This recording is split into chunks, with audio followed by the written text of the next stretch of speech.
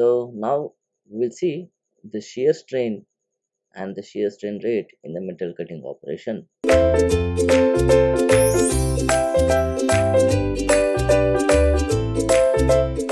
Let us see the diagram.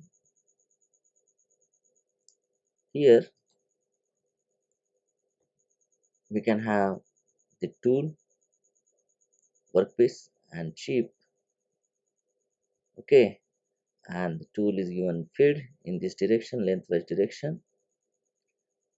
Now let us see here, the dotted tool is the previous position of the tool at A before it reaching to point O. And at that moment, see this chip ABSO, it is in the indefined condition, isn't it?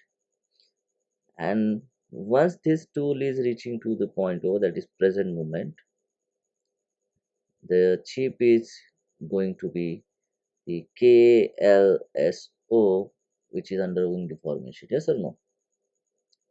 So the basic idea behind this is that we are going to understand what is shear strain induced in this metal cutting zone.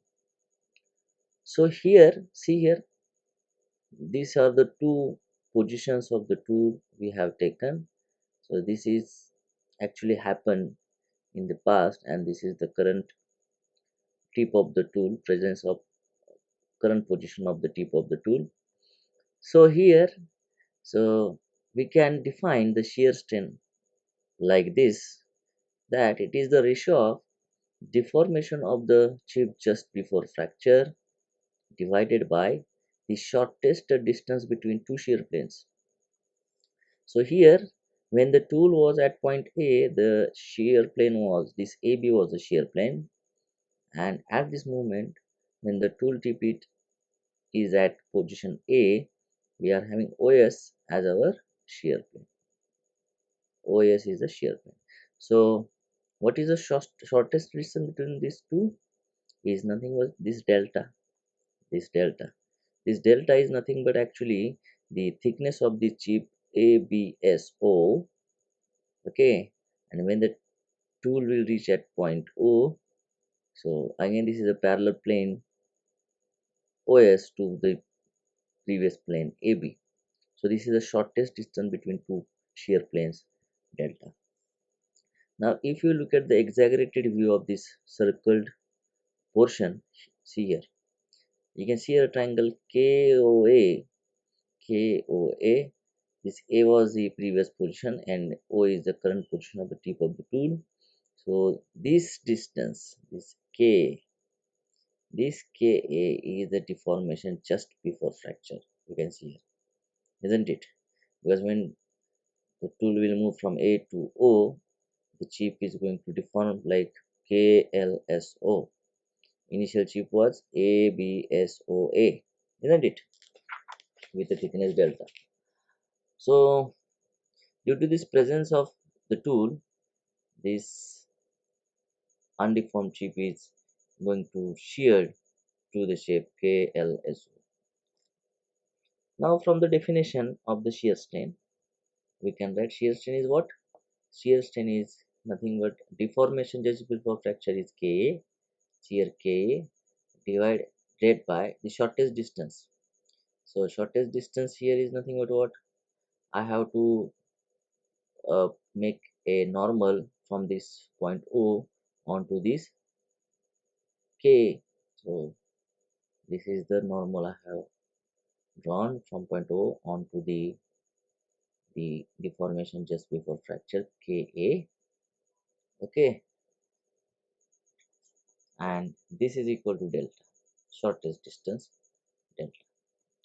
Now see here, this angle KAO is our shear plane angle phi, and this angle is our rake angle alpha.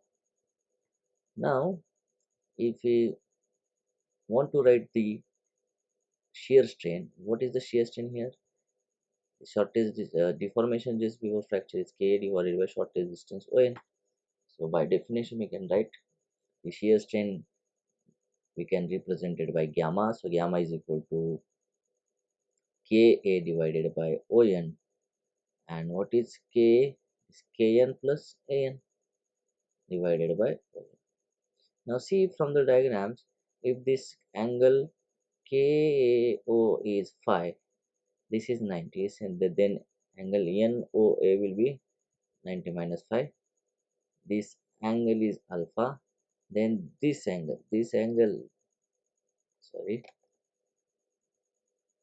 then this angle will be phi minus alpha. Angle KON will be phi minus alpha. Very simple geometry, isn't it? So by the definition, see here, shear strain, we have understood the definition. Now shear strain, we try to generalize the formula for shear strain, that is AK by delta, which is nothing but AK by ON. AK is AN plus KN. Okay, so we can write it as AN divided by ON plus KN divided by ON. So what is AN divided by ON? From triangle ONA, we can write it as cot of phi, and Kn plus On from triangle KNO, we can write it as tan of phi minus alpha. Very simple. So this is the formula. This is the formula for shear strain. Please remember, shear strain in the metal cutting is given as E cot phi plus tan of phi minus alpha. Phi is the shear angle, alpha is the rate angle. Very good. Okay. Now, what is the shear strain rate? So, of course, shear strain it is given by the definition, the shear velocity divided by the average thickness of primary shear zone. So, shear velocity, we know Vs divided by average thickness of primary shear zone.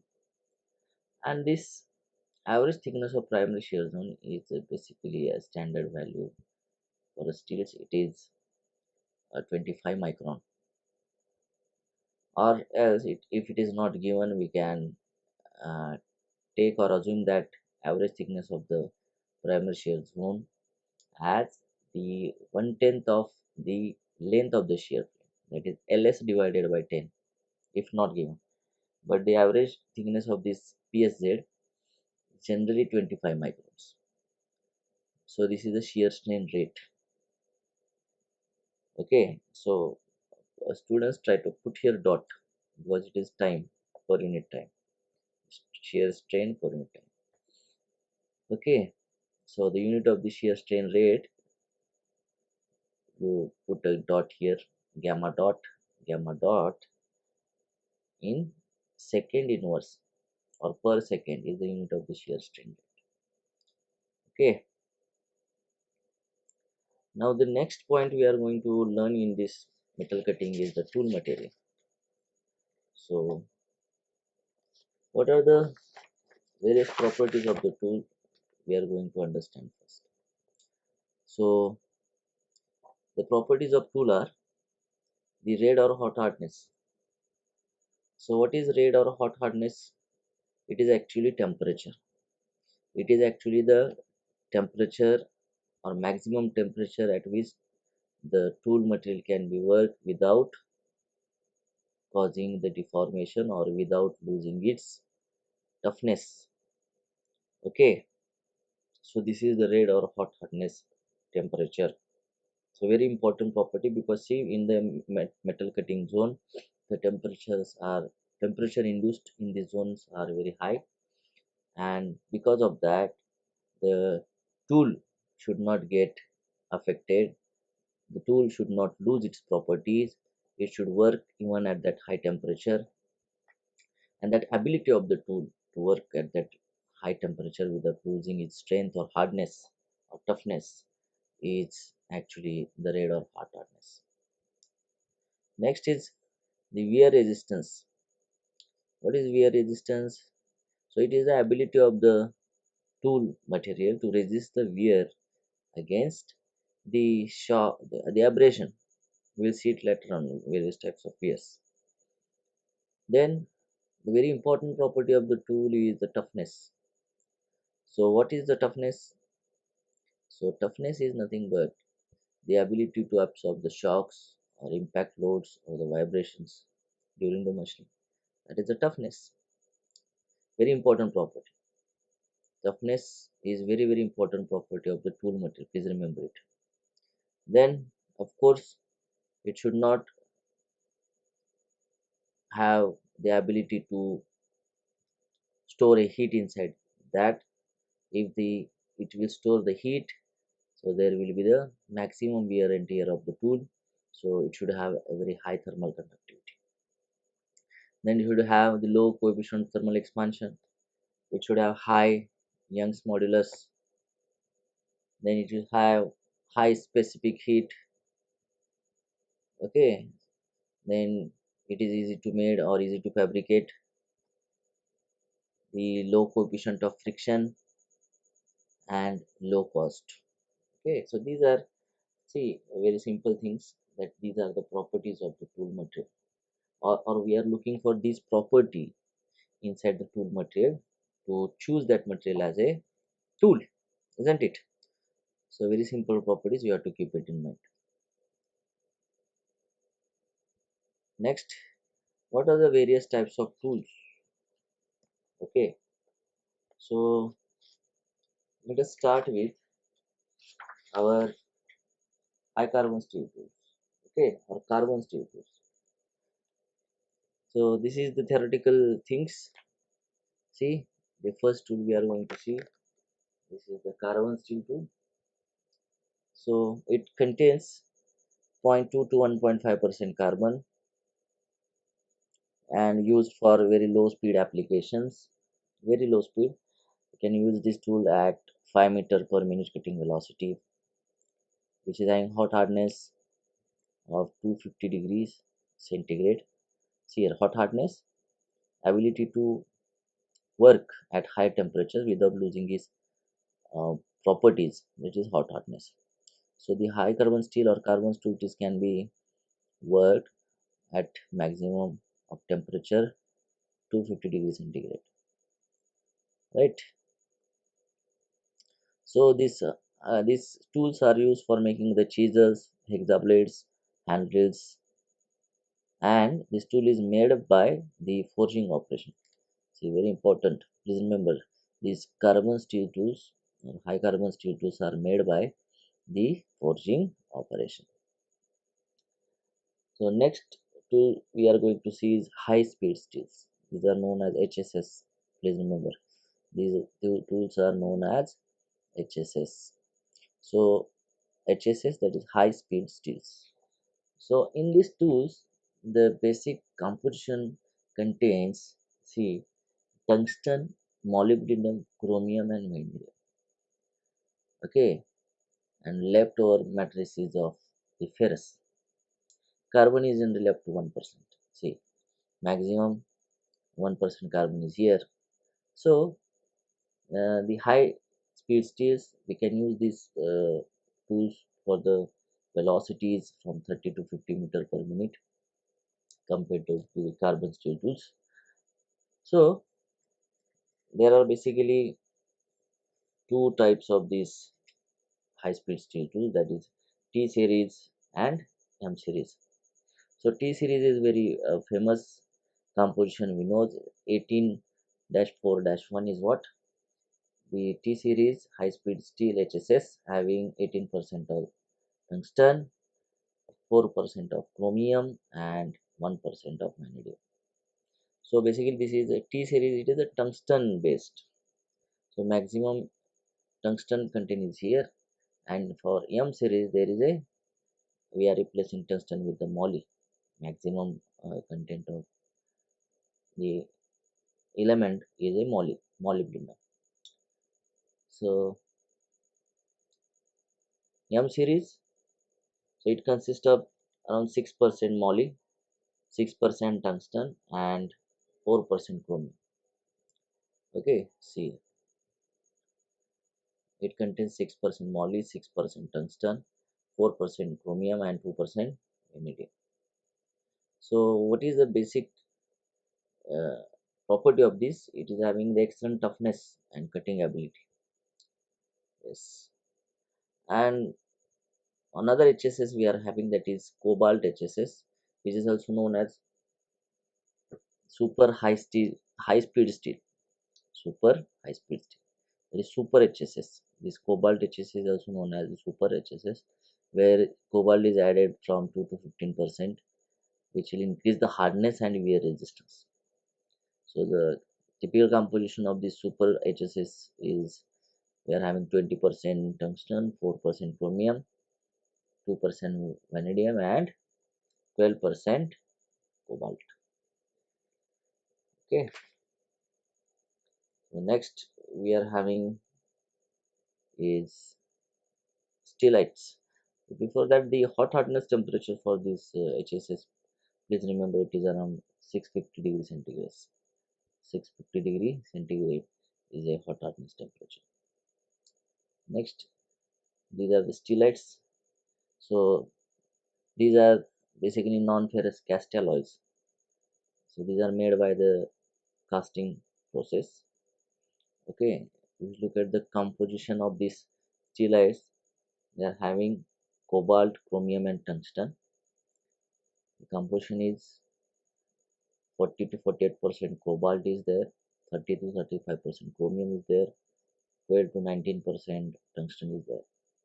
The stellite hot hardness temperature is 800 degrees centigrade. See, basically the HSS and stellites are of same category. Only the thing is that HSS, we cannot use the HSS for the ferrous materials, as there is a 76% of iron is there. So the diffusion of this iron is taking place on this edge of the tool, and further this a cutting edge of the tool cannot able to penetrate into the workpiece, right? So for that reason, it is just option, stellite is just the option for this situation where the ferrous materials we are going to machine. Okay, so HS is basically is used for the non-ferrous materials, because there is diffusion of iron, because iron is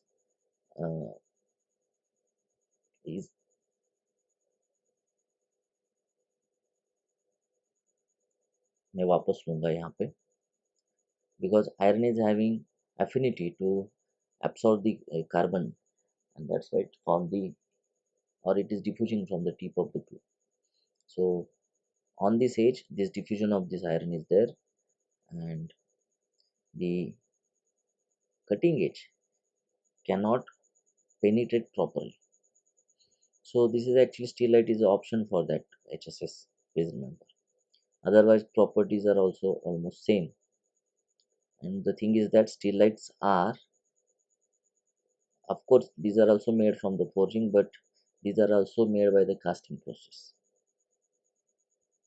See, cutting velocity is 40 to 50 meter per minute. Next, we are having the carbides or the cementite carbides. So, major constituent element for this cemented carbides or carbides is a tungsten, and they are made by the powder metallurgy. Okay, these tools are made by powder metallurgy. Hot hardness temperature is 1000 degrees centigrade. It is having very high cutting velocities around 300 to 350 meter per minute.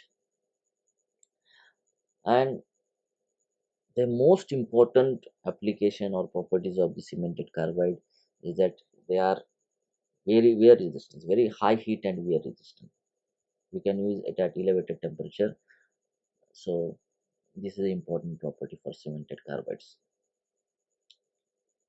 Okay, then in the cemented carbides we are having P-type carbide, M-type carbide, or K-type carbides. Let us see. So P-type carbide is basically used for machining of the steel or ferrous workpieces. We are having these the series of P-type carbides like P01, P02, P010, P20, P30 up to P50. In same fashion, we are having the K-types, which are used for machining of non-ferrous metals and cast irons. This is a K-type carbide. Okay, this K-type carbide. Again, the series of K-type carbide is K01, K02, K10 up to K50, K50, and the M series is basically general purpose carbides, which is again having the series from M01, M02 to M10 to M50.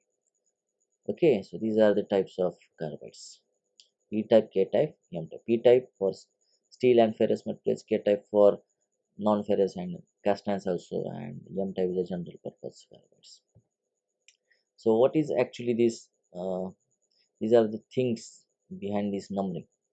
So for finished machining, we are having the lower numbers, or for rough machining, we can use the high number carbides. Please remember, for finished machining, the lower numbers are used, whereas the high numbers, there is a rough machining. Then there is also one thing, for harder and brittle materials, the lower numbers are used.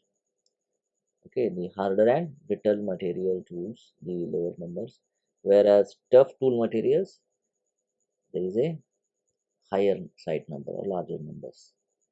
Okay, and also the lower number is also used for the wear resistance. Okay, so that is the thing behind this numbering. Okay, so these are the carbides. Then the carbides, we are having the ceramics. Okay, so ceramics are having the major constant element as aluminum oxide Al2O3. They are also made by the powder metallurgy. Hot hardness is 1200 degrees centigrade. Cutting speed you can have 400 to 500 meter per minute. They can be used for continuous cutting operations. Okay, and it is having very low coefficient of friction on the rake face. That is the main thing here. The ceramics are having very low coefficient of friction, and ceramics, one of the thing for the cemented carbide, we left that thing that carbides are given with the negative rake angles. Okay, because see, carbides are very weak in tension, but they are very strong in compression. That's why on carbide tool materials or on carbide tools we can provide the negative rake angles. Okay, and in ceramics also we can provide the negative rake angles. Now the next is cermets. Okay, or cermet is one of the type of the ceramics. So there are two types of ceramics. One is white ceramic or this black pressed ceramic. White or cold pressed ceramic, and second one is black or hot pressed ceramic. So white or cold pressed ceramics are consist only of aluminum oxide, whereas the black or hot pressed ceramics, these are also known as cermets here. Cermets. Cermets actually this ceramics plus metal. This is the meaning of the cermet. Cermet is what? Ceramics plus metal. The cermet. So what is composition of the cermet? Cermet is having 70 percentage of aluminum oxide and 30% of titanium carbide. Please remember. So this is the cermet. This is one of the category of ceramics. Okay. Then come to the next tool material. We are having diamond. As you all know that it is the hardest substance which is existing on the earth, and it is very hard material. Okay, so it is having very higher thermal conductivity and low coefficient of friction. Even you can use this tool for low rake angles. The major constant element of diamond is of course carbon. It is made by powder metallurgy. Hot hardness temperature of diamond is 2000 degrees centigrade. The cutting velocity of the diamond we can use from 1500 to 2000 meter per minute. Okay, so the thing is that diamond is having these huge amount of carbon inside this. Major constituent element is carbon. So again, there is for the ferrous material that is a limitation that again there will be the diffusion on the tip of the tool, and further penetration of tool is not possible in the ferrous material as carbon is or iron is having affinity towards the carbon, isn't it? So for ferrous materials, this is one of the limitation of diamond. But for non-ferrous materials, we can use this diamond. Okay, of course, diamond we are not having the entire tool because it's very costly. So we can have various types of inserts that can be braced or fit onto the HSS or high carbon steel tool body, right? So this is about the diamond tool. The next development is the cubic boron nitride CBN, having same properties, right? All properties, even cost also is that of same, is that of the diamond. See, it consists of the boron and nitrogen. This is the hardest material than the diamond. So all properties are better than diamond, and even cost also almost equal to the diamond. So trade name of this tool is Borazon. Trade name of this cubic boron nitride CBN is Borazon. Okay. So even that after this CBN we are having the various tools. The one more tool is after this cubic boron nitride we are having Yukon. So Yukon is the tool which can be rolled in the form of sheet, which can be rolled in the form of sheet, and we can use the throwaway uh, inserts of that Yukon in whatever shape we required it. You cut it by this non-traditional machining. Generally, it is cut by this laser cutting machine, and you can use the insert, and after use you can throw it. So this is Yukon. After Yukon, also we are having the CLon. Again, this is a very costly than the Yukon. Okay, so these are the very recent developments in the tool material. Let us talk about now the cutting fluids. So actually, cutting fluids important. They are why they are important. So some of the reason is that the they cool down the chip and chip to interface temperature to carrying away the heat generated, right? So these are certain function we are going to understand what the cutting fluid is actually doing, or what they do, why they use. Okay, to carry away the produced chip during the machine, they carry away along with their flow, they are carrying away the produced chip. With that, they are protecting the finishing of your component, your surface that you are producing. Also, they are protecting your finished surface from the corrosion, atmospheric contamination, or corrosion oxidation.